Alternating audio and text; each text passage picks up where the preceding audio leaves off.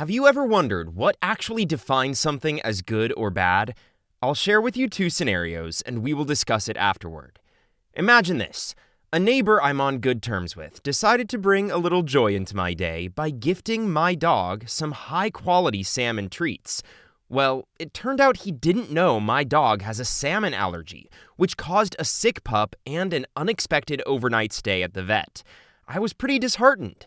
Despite the neighbor's good intentions, it ended up doing more harm than good. My dog had a tough time, and I was left feeling dispirited. Now, there's another neighbor who isn't exactly a fan of mine. Trying to stir up trouble, he sneaks into my garden at night and releases a harmful substance, hoping to make my dog sick and me sad. But guess what? Thanks to a fortunate twist of fate, chilly weather that night, my dog decides to stay inside. Surprisingly, the substance does wonders for my persistent insect problem. Despite the neighbor's not-so-friendly intentions, it turns out he unintentionally helped me achieve a pest-free garden. However, most of us would still see his actions as morally questionable. For most, his behavior is viewed as wrongdoing. But what determines the morality of an action? Intentions or consequences? I think most of us will answer that the intention is more important. Thus, most of us tend to think like deontologists. Deontology is an ethical theory that states some actions are right or wrong in themselves, regardless of their consequences. Deontological ethics is contrasted with consequentialism, which is an ethical theory that asserts what makes an action right or wrong is the outcome of the action, not the action itself. Many of us prioritize intentions when assessing morality, focusing on whether the act itself is inherently good or bad rather than its outcomes. Positive consequences from a negative deed don't automatically make it virtuous, and vice versa. Take the example of the first neighbor causing destruction. Despite the negative outcomes, many of us might still see him as morally upright due to his good intentions. This suggests that our initial judgment of an action's morality is primarily based on intentions, more than the results following thereafter.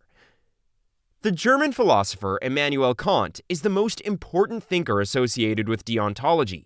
Kant's key argument is based on the belief that the morality of actions is not determined by their consequences, but rather by the motives of the individual performing them. According to Kant, ethics is about having a good will, where the only way an action is deemed morally right is the will or motive of the person involved. As it is, deontological ethics sounds pretty logical, but at the same time, it's a utopian idea, and I'll explain why. As mentioned earlier, according to deontological ethics, certain actions are inherently right or wrong regardless of their consequences. If an act is considered immoral, there are no circumstances under which the act can be considered morally acceptable. For example, individuals are obligated to tell the truth even if doing so might lead to unfavorable results. Kant strongly argues that a lie always harms another. If not a human being, then it nevertheless does harm to humanity in general, as it undermines the very source of right. But imagine that by telling a lie, you could save a life. Would you do it?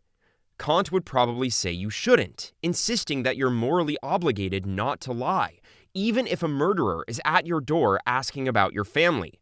This leads us to a significant point. There are things that are considered morally wrong, regardless of the circumstances. For example, it is always wrong to kill someone, no matter what the outcomes might be, right? Now, imagine if we could go back in time to prevent someone like Hitler from causing harm, perhaps by intervening while he was a teenager. According to consequentialism, there's no doubt that it would be the right thing to do because the result is saving the lives of millions. However, deontologists, including Kant, would view this act as immoral.